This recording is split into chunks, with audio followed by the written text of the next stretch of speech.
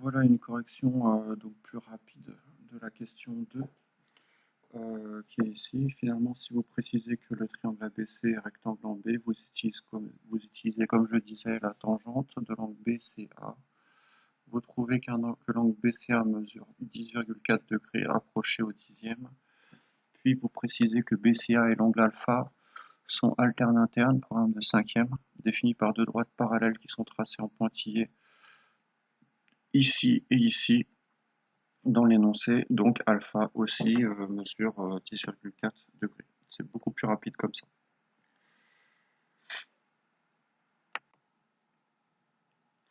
La suite pour la correction de l'exercice 3, donc on vous demande pour la première question de calculer AS.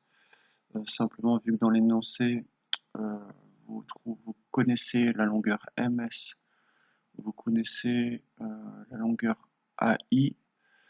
Nous, ce qui nous intéresse, c'est que AS, vu que le triangle est isocèle, donc AS, S, c'est le pied de la hauteur issue de M, et dans les triangles isocèles, cette hauteur est confondue, est aussi égale à est aussi la médiatrice, aussi la bisectrice, et hauteur médiatrice, et aussi la médiane, aussi du triangle MAI isocèle en M.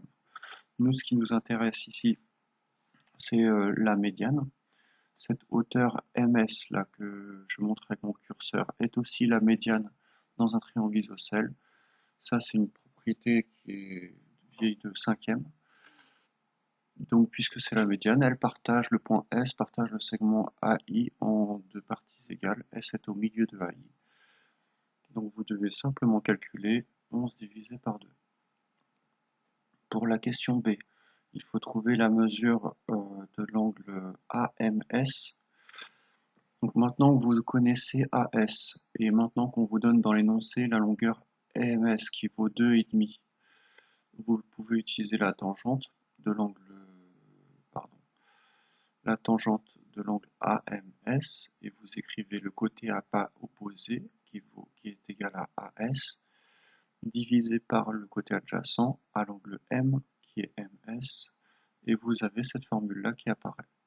Vous transformez les lettres par les nombres, les longueurs correspondantes, puis vous écrivez seconde temps. Vous voyez ici qu'ils écrivent temps moins 1, ou sur la calisio, ils écrivent arc-temps. Temps moins 1 ou arc-temps, ce sont des notions qui ne sont pas au programme, mais vous les verrez plus tard, donc on peut en parler un petit peu.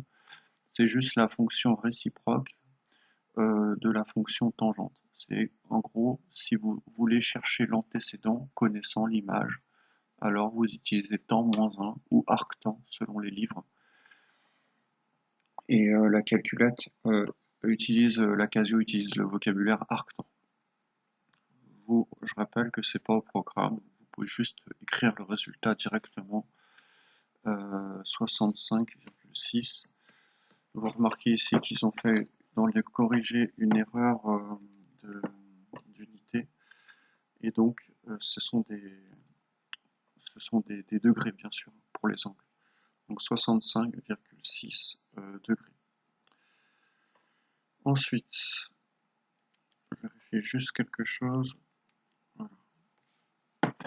Ensuite, pour la question 2, dans le toit, il y a une fuite qui est à cet endroit-là, et il faut trouver la longueur AN. Alors, connaissant AO 4,5, et maintenant qu'on connaît l'angle, non, on connaît aussi l'angle OAN et AO, du coup, pour trouver AN, on connaît le côté adjacent à l'angle A, et on cherche l'hypoténuse. Donc la formule qui utilise adjacent hypoténuse, c'est cosinus. Et vous écrivez donc dans le triangle rectangle, cosinus est égal à AO divisé par AN. Voilà, ce qui vous donne cette suite de calculs là pour trouver AN 4,9. Je passe vite parce que c'est pas un exercice qui pose problème. Le 4 non plus, il est assez simple. Pour l'exercice 4, pour la tour Eiffel, là, calculer la distance qui sépare les deux maisons. En fait, simplement, bah, on ne peut pas calculer directement cette distance-là. Donc il va falloir passer par le triangle rectangle ici et voir qu'il y a deux triangles rectangles qui sont imbriqués l'un dans l'autre. Première chose à faire, c'est qu'on se mette tous d'accord sur ces points-là, nommer les points A, B, F, E comme base pour les triangles rectangles.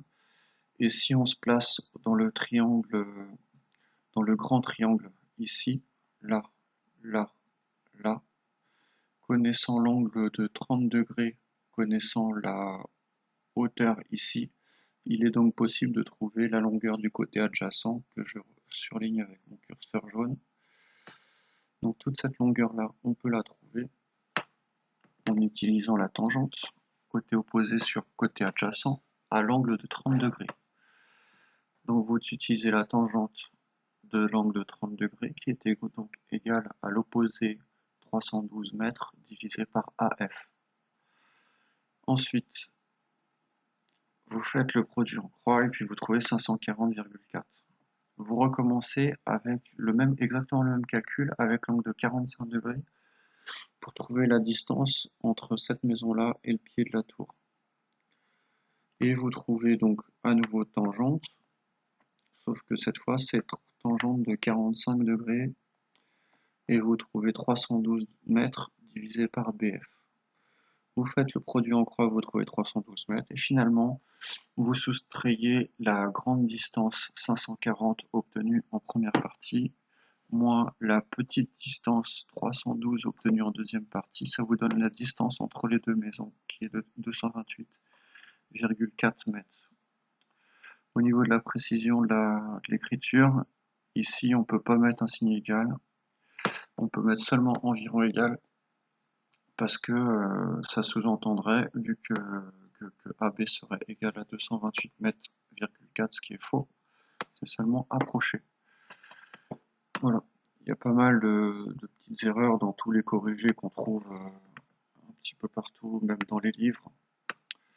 Et moi-même, je fais des erreurs de précision, comme ça. Précision pas trop, mais que moi je fais carrément des erreurs, par exemple de formules, comme je l'ai fait dans le cours. À la limite, c'est plus grave, enfin, j'en sais rien. Après, on passe à l'exercice 5. Dernier exercice. Alors, donc vous avez le problème du billard qui est ici. Et c'est un problème qu'on appelle une tâche complexe, c'est-à-dire qu'en fait, il n'y a pas de question. Et on vous demande quel est l'angle d'arrivée pour toucher la boule noire. Alors, question qui est pas facile comme ça. Il faut juste savoir que quand vous avez un rebond quelque part sur une surface, il faut savoir que l'angle d'attaque de la balle va être égal à l'angle de sortie de la balle. J'appelle attaque sortie, l'attaque c'est l'angle avec lequel la balle va venir taper la bande, puis sortir pour toucher la boule noire. Donc ces angles-là sont égaux. Et donc puisqu'ils sont égaux, on peut faire la trigonométrie, on peut tout utiliser.